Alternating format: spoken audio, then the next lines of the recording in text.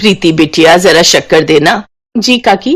प्रीति अपने छोटे से कच्चे घर की रसोई में चीनी लेने जाती है तो सुधा भी उसके पीछे पीछे रसोई तक पहुंच जाती है। अरे वाह प्रीति बिटिया, तूने तो रसोई को कितने अच्छे से सजा रखा है। कुछ भी कहो लेकिन तेरे हाथों में कमाल की सफाई है। इस छोटी सी रसोई को भी तूने खूब साफ सुथरा रखा हुआ है। रखूं भी क्यों ना काकी, आखिर रसोई घर तो मां अन्नपूर्णा का वास होता है और उसे तो साफ रखना ही चाहिए। ये तो तूने बिल्कुल सही कहा बिटिया। सुधा चीनी लेकर चली जाती है। रामनगर में रहने वाली प्रीति एक गरीब घर की लेकिन बड़ी ही गुणी लड़की थी, जिसके परिवार में उसके माता पिता और एक छोटा भाई था। प्रीति की अब शादी की उम्र हो चली थी। एक रोज, क्या बात है उमा, बड़ी परेशान लग रही है। क्या बताऊं सुधा, अपनी प्रीति अब ब्याह लायक हो गई है। उसके लिए लड़के देख रही हूँ लेकिन कोई अच्छा रिश्ता मिल ही नहीं रहा। कोई लड़का मजदूर है तो कोई लड़का ठीक ठाक कमाता है, लेकिन वो शराबी, ऊपर से अपनी बेटी है भी मांगलिक, तो रिश्ते भी जल्दी नहीं मिलते। अब घर में जवान बेटी होना तो माँ को बड़ी ही चिंता होती है। तू फिक्र मत कर, मेरी नजर में एक अच्छे घर का रिश्ता है। सुना है लड़का मांगलिक है और उसकी कुंडली कहीं नहीं मिल रही। तू कहे तो मैं बात आगे बढ़ाऊं। अरे नेकी और पूछ पूछ। अब सुधा शादी की बात आगे बढ़ाती है और देखने दिखाने की रस्में होती हैं। उन दोनों की कुंडली मेल खा जाती है और दोनों की शादी पक्की हो जाती है। कुछ दिनों बाद प्रीति ब्याह कर अपने उस बड़े से ससुराल आ जाती है। फिर शादी की अगली सुबह जब वो अपनी पहली रसोई के लिए अपने बड़े से ससुराल के रसोई घर में जाती है तो वहां का नजारा देखकर हैरानी रह जाती है। हर सामान यहाँ से वहां फैला हुआ था।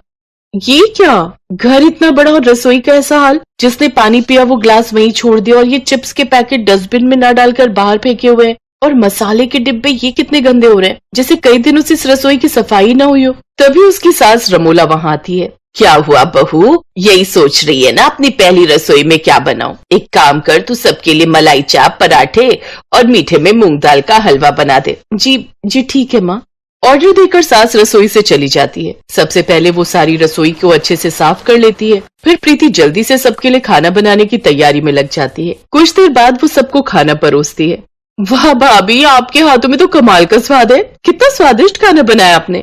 लेकिन मुझे तो खाने के साथ नाश्ते में कॉफी भी चाहिए होती है। आप बना दो। जी ननद जी, मैं अभी बना कर लाती हूँ।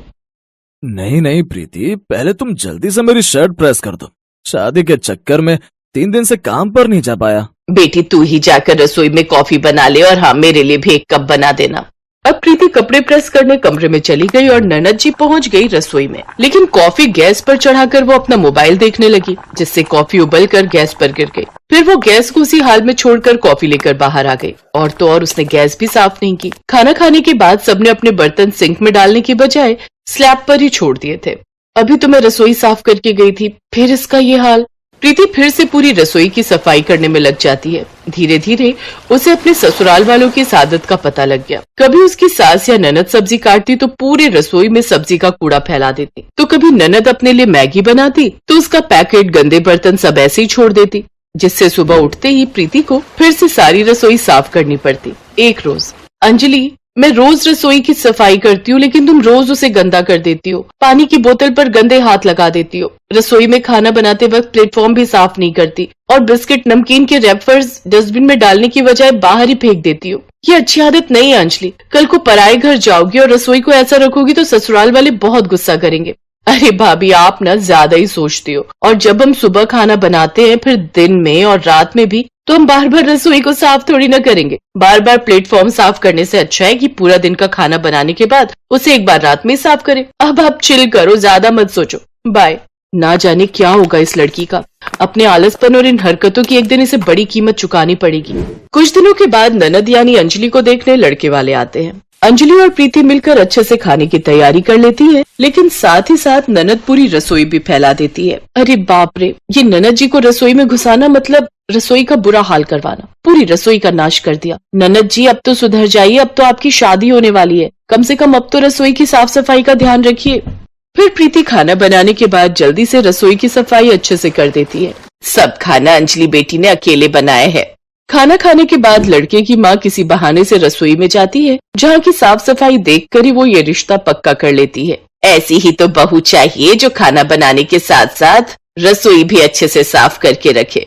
अंजलि की शादी रोहन से पक्की हो जाती है और फिर ननद पहुंच जाती है अपने ससुराल, जहां पहुंचकर भी वो अपनी आदत से बाज नहीं आती। पहली रसोई में वो खाना बनाकर रसोई का ऐसा हाल कर देती है कि उसकी सास तो डर जाती है। हैं, मेरी रसोई का ऐसा हाल? खैर, हो सकता है नई बहू है इसलिए धीरे धीरे सीख जाएगी। फिर कुछ दिन बाद एक रोज, बहू आ गई तू मंदिर से, मुझे जोरों की भूख लगी है, अब जल्दी से सब्जी रोटी बना दे। जी माँ जी। अंजलि रसोई में जाती है और खाना बनाने लगती है और एक रोटी सब्जी में ही वो सारी रसोई का बुरा हाल कर देती है। कुछ देर बाद उसकी सास लता रसोई में पानी लेने आती है, जहां उसकी नजर कटी हुई सब्जियों के कूड़े पर जाती है जो प्लेटफॉर्म पर ही बिखरा हुआ होता है। साथ ही मसाले के डिब्बे, तेल सब प्लेटफॉर्म पर भी छोड़ देती है और सब्जी बनाते हुए रसोई का ऐसा हाल किया था कि वो रसोई कम और कूड़ा घर ज्यादा लग रहा था। हे भगवान, इससे तो अच्छा होता कि मैं खुद ही खाना बना लेती। ये बहू की सब्जी बनाना कितना महंगा पड़ गया। अगले दिन अंजलि कमरे में बैठकर टीवी देख रही होती है। बहू, कल तेरी दिल्ली वाली मौसी सास आने वाली है, बहुत दिनों से रसोई की सफाई नहीं हुई है, जरा जाकर साफ कर दे। क्या मैं? अब वो माँ जी, बस मैं ये सीरियल खत्म होते ही कर दूंगी। वो आज सस्पेंस खुलने वाला है ना कि बहू ने सास को क्यों मारा सीरियल में। अंजलि अपनी सास को बहाने से वहां से भेज देती है और बड़े मजे से टीवी देखने लगती है। अगले दिन मौसी सास उनके घर आती है। अंजलि अभी भी रसोई की सफाई नहीं करती और खाना बनाने के बाद उसे वैसा ही गंदा छोड़ देती है, जिसे देख वो कहती है, बुरा मत मानना लता बहन, लेकिन एक बात कहूँ, ये तेरी बहू रसोई बिल्कुल भी साफ नहीं रखती। सच कहूँ तो ऐसा हाल देखकर तो मुझे तेरे यहाँ खाने की इच्छा भी नहीं हो रही। रसोई में डस्टबिन में कूड़ा भी कितना भरा हुआ है, जिसकी स्मेल पूरे रसोई से आ रही है। मैं तो यहाँ नहीं रह पाऊंगी, मैं तो चली होटल में रहने। ये देख लता को बड़ी शर्मिंदगी होती है, लेकिन वो घर में कलेश नहीं चाहती थी, इसलिए चुप कर जाती है। बात तो इसकी सही है, जब से ये बहू आई है इसने रसोई को कूड़ा घर ही बना दिया है। फिर अगले दिन, अंजलि, ये मेरी बड़ी इंपॉर्टेंट फाइल है, इसे तुम संभाल कर रख देना, मैं कल ले लूंगा। जी ठीक है। अंजलि हाथ में फाइल लिए रसोई में चली जाती है और सब्जी बनाने लगती है, लेकिन सब्जी बनाते हुए वो फिर से फोन में रील्स बनाने में बिजी हो जाती है और तेल की बोतल प्लेटफॉर्म पर ही छोड़ देती है। अचानक से उसके हाथ से वो तेल की बोतल पलट जाती है और सारा तेल बगल में रखी उस फाइल पर गिर जाता है। ओह नो, ये क्या हो गया? अब रोहन जी को पता चलेगा तो बहुत गुस्सा करेंगे। अगले दिन जब रोहन वो फाइल देखता है तो बहुत गुस्सा करता है। अंजलि, तुम जानती हो कितनी इंपॉर्टेंट फाइल थी वो? तुम ना सच में बड़ी आलसी और लापरवाह, और तो और पूरी रसोई का हाल भी बेहाल कर दिया। मैं जो तुमसे ये हर दूसरे दिन कहता हूँ ना कि मेरा खाना खाने का मन नहीं है, वो इसीलिए क्योंकि इस गंदी रसोई को देखकर मेरी भूख ही मर जाती है। बिल्कुल ठीक कहा तूने। कल इसकी वजह से मेरी बहन ने भी यहाँ रुकने से मना कर दिया। अब वो बेचारी होटल में जाकर रह रही है। अरे बहू, जब हम तुझे देखने आए थे तब तो तेरी रसोई इतनी अच्छी साफ थी कि मैंने रसोई की सफाई को देखते ही तुझे पसंद कर लिया था, लेकिन तू इतनी आलसी और गंदगी फैलाने वाली होगी ये तो मैंने सोचा ही नहीं था। वो रसोई तो मेरी भाभी साफ करके रखती है। सत्यानाश, चली जा अब तू हमारे घर से, और तब वापस आना जब रसोई को मैनेज करना सीख ले। रोहन उसे उसके मायके छोड़ आता है और अब अंजलि के ससुराल वाले ना तो उसे फोन करते हैं और ना ही लेने आते हैं। अब अंजलि को अपनी गलती का एहसास होता है और अब वो अगले कुछ ही दिनों में अपनी भाभी से रसोई को अच्छे से मैनेज करना सीख जाती है और वापस अपने ससुराल वालों के पास जाकर उनसे माफी मांगती है। अब वो भी उसे अपना लेते हैं। इधर प्रीति के ससुराल वालों की अक्ल भी ठिकाने आ जाती है और वो सब भी अब रसोई को अच्छे से साफ रखते हैं।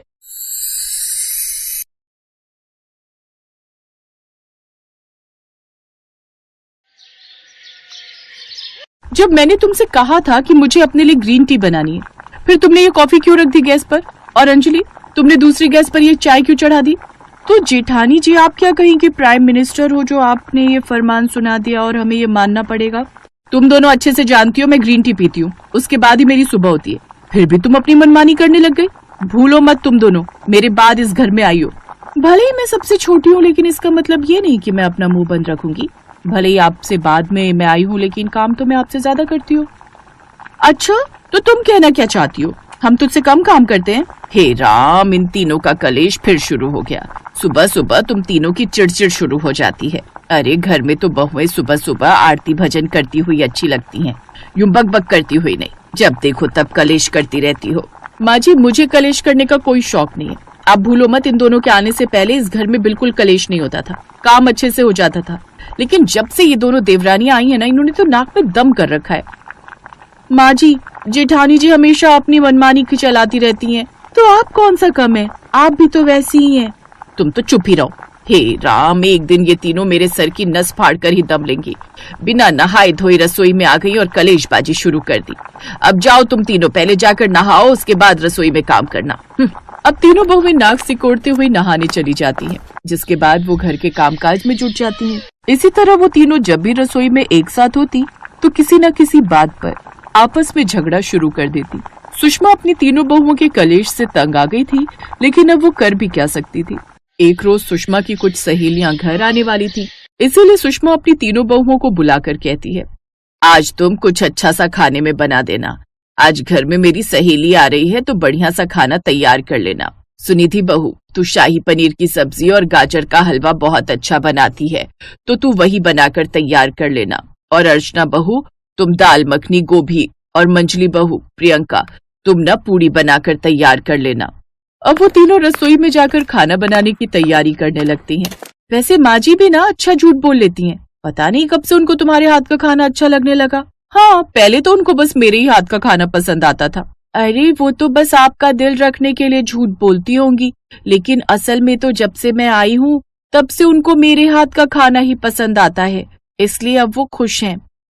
अच्छा, मैं कोई पूड़ी नहीं तलूंगी, उससे मेरे हाथों में गरम छींटे पड़ने का डर रहता है, और वैसे भी थक गई हो तो मैं चलकर कमरे में आराम करने जा रही हूँ। ये कहकर प्रियंका वहां से चली जाती है। तो मैंने कौन सा ठेका ले रखा है इनका, मैं भी नहीं करने वाली कोई काम। सुनिधि भी वहां से चली जाती है। अच्छा, तो मैं कौन सा तुम्हारी नौकर हूँ, मैं क्यों अकेले करूँ सारा काम, मैं भी आराम से अपने कमरे में जाकर बैठूंगी। तीनों बहुएं एक एक कर कमरे में चली जाती हैं। कुछ देर बाद सुषमा की सहेली आती है। सुषमा उससे बातें करती है। फिर कुछ देर बाद अपनी तीनों बहुओं को आवाज देकर बुलाती है, जाओ बहुओं, विमला बहन आ गई है, इसके लिए कचौड़ियां ले आओ। माँ जी, खाना तो बना ही नहीं, प्रियंका दीदी ने कहा कि मैं थक गई हूँ तो वो आराम करने चली गई, फिर मैं क्या अकेले काम करती, इसलिए मैं भी चली गई। और जब ये दोनों चली गई तो मैं अकेली बच गई, तो मैं क्या करती, इसलिए मैं भी चली गई। अरे माँ जी, मैं थोड़ी कमजोर हूँ, अब अगर मैं आराम करने चली गई तो इन दोनों को तो काम करना चाहिए था ना, लेकिन नहीं, ये दोनों की दोनों कितनी मतलबी है। तुम तीनों को शर्म आनी चाहिए, घर पर मेहमान को खाने पर बुलाए हो और तुम तीनों ने रसोई में कुछ नहीं बनाया है। क्या सोचेंगी ये मेरे बारे में। मेरी तीन तीन बहुएं हैं लेकिन फिर भी खाना नहीं बना, नाक कटवा कर रख दी तुम तीनों ने मेरी। अरे कोई बात नहीं, मैं घर जाकर खा लूंगी, मेरी एक ही बहू है तो उसे तो खाना बनाना ही पड़ेगा। वैसे सुषमा, मैंने सोचा था जिसकी तीन बहुएं हैं वो सास सुखी रहती होगी, लेकिन सच कहूँ तेरा हाल तो मुझसे भी बुरा है। अच्छा, मैं चलती हूँ। विमला वहाँ से चली जाती है। तभी सुषमा का पति मनोहर आ जाता है। बहुत जोरों की भूख लगी है सुषमा, खाने में क्या बना है? अभी तक तो कुछ नहीं बना, लेकिन आप थोड़ी देर रुकिए, मैं कुछ बना कर लाती हूँ। अब सुषमा खुद ही रसोई में जाकर खाना बनाने लगती है। ये देखकर भी तीनों बहुओं को शर्म नहीं आती, बल्कि वो तो फिर से गुस्सा करते हुए कहती हैं, तुम दोनों की वजह से हुआ ये सब। अगर मैं कमरे में चली गई तो तुम दोनों भी तो खाना बना सकती थी ना, लेकिन नहीं, तुम्हें तो मुझसे पहले ही भागने की पड़ी थी। अच्छा, एक तो गलती खुद करो और अब इल्जाम मुझ पर लगा रही हो। अरे तो सुनी थी, तू भी तो बना सकती थी, तेरे हाथ किसी ने थोड़ी न पकड़े थे। तीनों फिर से लड़ने बैठ जाती हैं और बूढ़ी सुषमा चुपचाप रसोई में खाना बनाती है। ऐसे ही अब कभी किसी का मन होता अपने लिए कुछ बनाने का तो वो अपने हिसाब से बनाती रहती। एक रोज अर्चना को तेज भूख लगती है तो वो रसोई में जाकर अपने लिए गर्मा गर्म पकौड़े बनाने लगती है, जिसकी खुशबू से सुनिधि और प्रियंका भी वहाँ आ जाती हैं। मुझे पकौड़े बहुत पसंद है, खासकर आलू के। अच्छा, तब से मेहनत मैं करूँ और अब तुम आ गई यहाँ पकौड़े खाने। मैंने खुद के लिए बनाए हैं, तुम्हारे लिए नहीं। राशन का खर्चा ना हमारे पति भी देते हैं तो हम भी खाएंगे। तो किसने मना किया है, खुद के हाथ पैर हिला लो और बना लो, लेकिन पहले मैं अपने लिए प्याज के पकौड़े तलूंगी। सासू माँ घर पर नहीं है तो आप अपनी मर्जी का कुछ भी करोगी, मैं भी देखती हूँ तुम कैसे बनाओगी। तीनों बहुएं इसी बात पर झगड़ा करने लगती हैं। तभी उनके सास ससुर घर में आते हैं और रसोई का ये हाल देखकर हैरान रह जाते हैं। गुस्से में सुषमा उन तीनों पर चिल्लाती है, बस बहुत हुआ, मेरे बेटे इतनी मेहनत से घर का गुजारा चला रहे हैं और तुम हो कि इस तरह सामान की बर्बादी कर रही हो। मैंने फैसला कर लिया है, अब से तीनों बहुओं की एक रसोई का बंटवारा होगा। तुम तीनों अलग अलग खाना बनाओगी और ना ही एक दूसरे से मतलब रखोगी। अब एक ही रसोई में अलग अलग चूल्हे पर तुम अपने अपने हिसाब का खाना बनाओगी। अब तीनों बहुएं एक ही रसोई में अलग अलग खाना बनाने लगती हैं, वो भी अलग अलग गैस पर। इस सुनिधि के खाने से कितनी अच्छी खुशबू आ रही है, ऐसा लगता है आज इसने गट्टे की सब्जी बनाई है, लेकिन अब तो मैं इससे मांग भी नहीं सकती। अब जो मैंने पुलाव बनाया वही खा लूंगी। इधर अर्चना भी मन ही मन सोच रही थी, मुझसे तो ये राजमा कभी अच्छे बनते ही नहीं। इस मामले में तो प्रियंका माहिर है, लेकिन अब इसकी मदद भी तो नहीं ले सकती। अगले दिन अर्चना दीदी आज साग और मक्की की रोटी बना रही है। आज बड़ा मन है मेरा भी उनके हाथ की मक्की की रोटी और साग खाने का, लेकिन मुझसे तो कभी ढंग का साग बनता ही नहीं। तीनों ही कहीं ना कहीं एक दूसरे से बात करने और उनके हाथ का खाना खाने के लिए तरस रही थी, लेकिन अब वो मजबूर थी। लेकिन इन सब से सुषमा बड़ी खुश थी, क्योंकि अब उसे कलेशबाजी से छुटकारा जो मिल गया था। लेकिन अब तीनों बहुओं का शोर घर में ना सुनाई देने से घर की रौनक भी चली गई थी। फिर एक रोज अचानक से प्रियंका को तेज बुखार आ जाता है और वो अपने कमरे में ही रहती है। रसोई में उसे ना देख दोनों देवरानी जेठानी परेशान हो जाती हैं। कमाल है, प्रियंका दीदी तो सबसे पहले रसोई में खाना बनाने आ जाती थी, लेकिन अभी तक वो आई नहीं। अर्चना दीदी हमारा खाना भी तैयार है, लेकिन प्रियंका दीदी आज खाना बनाने नहीं आई। हाँ, मैं भी कब से यही सोच रही थी, चलो चलकर देखते हैं। वो कमरे में जाती है जहाँ प्रियंका बुखार से तड़प रही थी। अरे, इसे तो तेज बुखार है। अब दोनों देवरानी जेठानी उसकी सेवा में लग जाती हैं। अगले दिन तक प्रियंका ठीक हो जाती है और अब उन तीनों को एक साथ एक रसोई में खाना बनाने की अहमियत समझ आती है। वो अपनी सास से अब तक की गई अपनी हरकतों के लिए माफी मांगती हैं। माँ जी, हम वादा करते हैं आज के बाद हम कभी भी लड़ाई झगड़ा नहीं करेंगे। हाँ माँ जी, हम तीनों को फिर से एक ही रसोई में एक साथ एक ही चूल्हे पर खाना बनाने दीजिए ना। हाँ माँ जी, अब से हम सब प्यार से रहेंगी। ठीक है, तुम तीनों वादा करती हो कि आज के बाद नहीं लड़ोगी, तो मैं भी तुम तीनों को एक साथ खाना बनाने की इजाजत दे देती हूँ। उस दिन के बाद वो तीनों खुशी खुशी एक साथ खाना बनाती और साथ में मिलकर रहती, जिससे अब घर में भी शांति थी।